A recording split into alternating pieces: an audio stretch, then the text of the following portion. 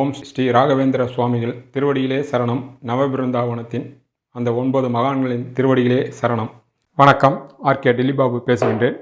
உலகத் தமிழர்கள் அனைவருக்கும் நீங்கள் அளித்து வருகின்ற மகத்தான ஆதரவுக்கும் அன்புக்கும் மிக்க நன்றி. இன்று நாம் பார்க்க இருப்பது தமிழ் புத்தாண்டினுடைய பலன்கள்.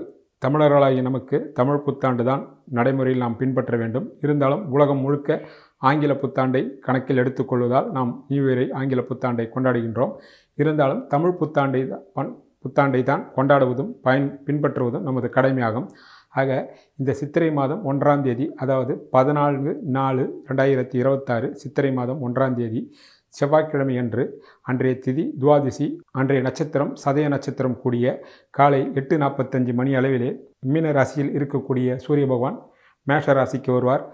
அன்றுதான் பராபவ வருஷம், அதாவது தமிழ் புத்தாண்டினுடைய வருஷத்தினுடைய பெயர் பராபவ வருஷம். பராபவ வருஷம் சித்திரை மாதம் 1ஆம் தேதி தான் தமிழ் புத்தாண்டு பிறக்கிறது. அன்றைய லக்னம் ரிஷப லக்னம், அன்றைய ராசி கும்பராசி, சந்திரனுடன் ராகும், சிம்மத்திலே கேதும் இருக்கின்றார். லக்னத்திற்கு 2லே குரு பகவானும் 2 புதன் 11லே பரிவர்த்தனையாக இருக்கின்றார்கள். 11லே சனி செவ்வாயும் இருக்கின்றார்கள். 12இல் சூரியனும் சுக்கிரனும் இருக்கின்றார்கள். அன்றைய கிரகநிலை மேலே சொல்லப்பட்ட இதுதான் அன்றைய கிரகநிலை. இந்த புத்தாண்டு தமிழ் புத்தாண்டு பலன்கள் 12 ராசிக்கும் எப்படி இருக்கும் என்பதை இப்போது நாம் விரிவாகவும் விளக்கமாகவும் பார்க்க இருக்கிறோம். இந்த புத்தாண்டில் பொதுவாக வருடப்பலனை நாம் பார்க்கும்பொழுது பெரிய கிரகங்களான 4 கிரகங்களை பார்ப்போம். ஒன்று சனி, அடுத்தது குரு, ராகு, கேது. அந்த வகையிலே இந்த வருடம் குரு பயிற்சி பலன்களும் ராகு கேது பலன்களும் நடக்க இருக்கிறது. சனி பயிற்சி பலன்கள் இல்லை. ஆக இந்த தமிழ் புத்தாண்டில் குரு பயிற்சி திருக்கணித பிரகாரம் 2/6/2026 அன்றும், வாக்கியப்படி 26/5/2026 அன்றும் குரு பகவான் மிதுன ராசியிலிருந்து கடகத்திற்கு பயிற்சி ஆகின்றார். அதாவது கடகத்திலே உச்சமடைகின்றார். ராகு கேது பயிற்சிகள் 5/12/2026, அதாவது 5ஆம் தேதி டிசம்பர் மாதம் 2026 அன்று சிம்மத்தில் இருக்கக்கூடிய கேது பகவான் கடகத்திற்கும், கும்பத்தில் இருக்கக்கூடிய ராகு பகவான் மகரத்திற்கும் வருகின்றார். திருக்கணித பிரகாரம் அவரே வாக்கியப்படி 13/11/2026 அன்று அவர் பயிற்சி ஆகின்றார். ஆக சிம்மத்திலிருந்து கடகத்திற்கும், கும்பத்திலிருந்து மகரத்திற்கும் பயிற்சி ஆகின்றார். ஆக பெரிய கிரகங்கள் குருவும் ராகு கேது பயிற்சி மட்டும் இந்த வருடம் பயிற்சி ஆகியிருக்கிறது. ஆக சனி பகவான் பயிற்சி ஆகவில்லை. இதை மனதில் வைத்துத்தான் 12 ராசிக்கும் அந்த தமிழ் புத்தாண்டு பலன்கள் எப்படி இருக்கும், எந்த விதமான மாற்றங்களும் ஏற்றங்களும் தங்கும் தடைகளும் எப்படியெல்லாம் ஒவ்வொரு மனிதருடைய வாழ்க்கையில் வரப்போகிறது என்பதை தான் இப்போது நாம் பார்க்க இருக்கிறோம். தனுசு ராசிக்கு தமிழ் புத்தாண்டு பலன்களை பார்க்கலாம். தமிழ் புத்தாண்டை பார்க்கும்போது பொதுவாக 4 பெரிய கிரகங்கள் பயிற்சி தான் முக்கியத்துவம் பெறுகிறது. அந்த வகையில் தனுசு ராசிக்கு 4லே இருக்கக்கூடிய சனி பகவான் வருடம் முழுக்க 4லே தான் இருப்பார். ஆனால் மற்ற 3 கிரகங்கள் பயிற்சி ஆகின்றது. உங்களுடைய ராசிநாதன் 4 குரு பகவான் 7 இருக்கின்றார். அவர் 2/6 அன்று மிதுனத்தை விட்டு கடகத்திலே உச்சமடைகின்றார். அடுத்தபடியாக 5/12 5ஆம் தேதி டிசம்பர் மாதம் 3லே கும்பத்திலே இருக்கக்கூடிய ராகு பகவான் மகரத்திற்கு வருகின்றார். 9லே இருக்கக்கூடிய கேது பகவான் 8லே இருக்கின்றார். இதில் என்ன விசேஷம் என்றால், டிசம்பர் மாதத்திலிருந்து 2லே இருக்கக்கூடிய ராகுவிற்கும் 8லே இருக்கக்கூடிய கேதுக்கும் நேரடியாக குரு பகவான் சம்பந்தம் கிடைக்கிறது. ஒன்று பார்வை, ஒன்று சேர்க்கை. அடுத்தபடியாக வருடம் முழுக்க கிட்டத்தட்ட உங்கள் 4லே இருக்கக்கூடிய 2-3 கூடிய சனி பகவானுக்கு குரு பகவானுடைய உச்ச பார்வை கிடைப்பதினால் தனுசு ராசிக்காரர்களுக்கு இந்த வருடம் முழுக்க மிகப்பெரிய அளவில் ஏற்றம் உண்டு.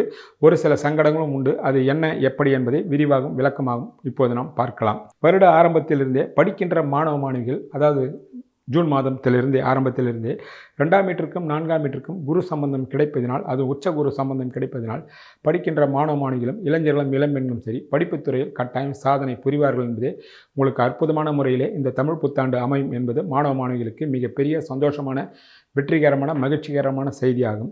அது டிசம்பர் மாதத்திற்கு பிறகு 2லே ராகு கேது சம்பந்தத்தினால் வெளியூர்களுக்கும் வெளிநாடுகளுக்கும் செல்லக்கூடிய வாய்ப்புகளும், தற்காலிகமாக குடும்பத்தை விட்டு பிரியக்கூடிய வாய்ப்புகளும் இருக்கும்.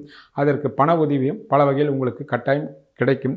குடும்பத்தால் முடியவில்லை என்றால் பெரிய மனிதருடைய ஆதரவாலும் விஐபிகளுடைய தொடர்பாலும் பலருக்கு அரசாங்கத்தின் மூலமாகவும் கிடைக்கக்கூடிய வாய்ப்புகள் பிரகாசமாக உள்ளது. பயன்படுத்தி கொண்டு படிக்கின்ற மாணவ மாணவிகளும் இளைஞர்களும் இளம்பெண்களும் படிப்பில் கட்டாயம் சாதனை புரியலாம் என்பதே அடிப்படை விஷயம்.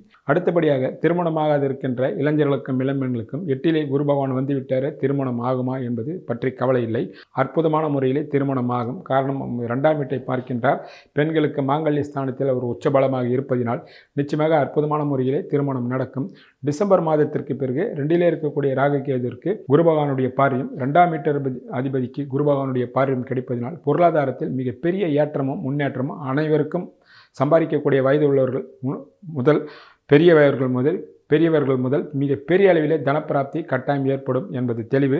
குறிப்பாக வாக்கால் தொழில் செய்கின்றவர்களுக்கு ஜோதிடர், வழக்கறிஞர்கள், ஆடிட்டர்கள் எந்தெந்த துறையில், அதாவது எழுத்துத்துறையிலும் பேச்சுத்துறையிலும் வாக்கால் பிழைக்கக்கூடியவர்களுக்கு, தொழில் நடத்துகின்றவர்களுக்கு மிகப்பெரிய அளவிலே தனப்பிராப்தி கட்டாயம் உண்டாகும். பெரிய பேர் புகழ் தமிழ்நாடு அளவிலும் இந்திய அளவிலும் ஒரு சிலருக்கு உலக அளவிலும் கூட தான் பேச்சாற்றால் மிகப்பெரிய அளவில் சாதனை புரிவார்கள் என்பது தெளிவு. காரணம் 2ஆம் வீட்டு அதிபதிக்கும் சனிக்கும் 2லே இருக்கக்கூடிய ராகுவுக்கும் குரு பார்வை கிடைப்பதனால் பேச்சு திறமையின் மூலமாக மிகப்பெரிய அளவில் உங்களுடைய பேர் புகழ் அந்தஸ்து கௌரவம் என்று உங்கள் சொல்லினால் செல்வாக்கு கட்டாயம் உயரும். குடும்பத்தில் பெரிய அளவில் மகிழ்ச்சிகரமான பல நிகழ்வுகள் நடக்கும்.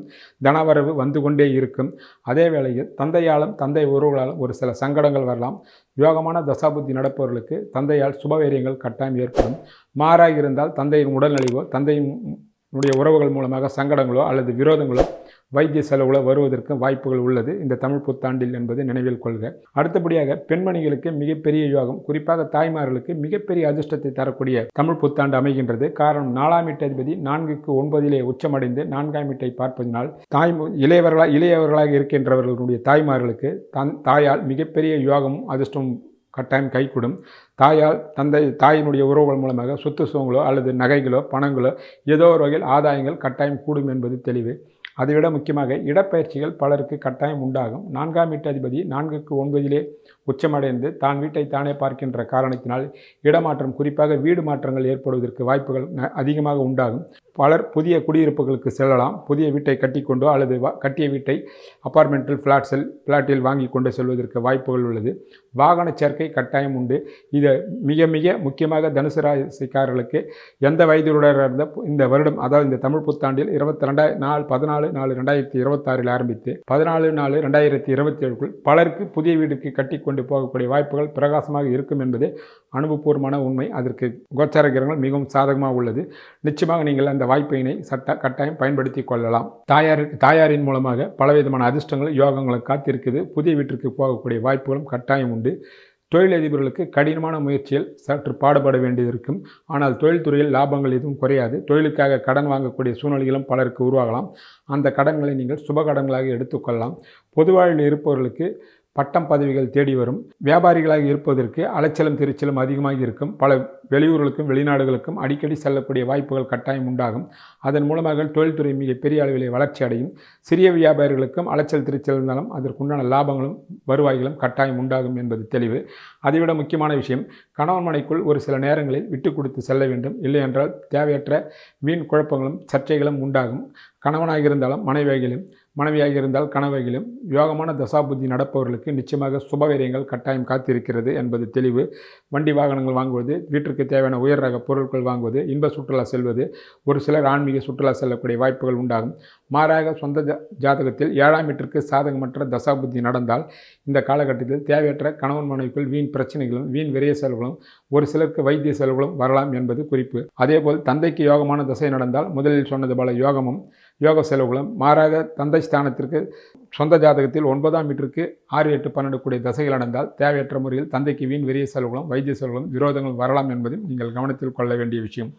ஆக இந்த தமிழ் புத்தாண்டு தனுசு ராசி காரர்களை, தனுசு லக்னக்காரர்களுக்கும் ஆண் பெண் இருவர்களுக்கும் மிகப்பெரிய பொருளாதார முன்னேற்றமும் வளர்ச்சியும், சொல்லால் சாதனை படைக்கக்கூடிய வாய்ப்புகளும், புதிய குடியிருப்புகளுக்கு போகக்கூடிய வாய்ப்புகளும், இளைஞர்களும் இளம்பெண்களும் கல்வித்துறையிலும் வேலையிலும் சாதிக்கக்கூடிய ஆற்றலும் கட்டாயம் உண்டாகும்.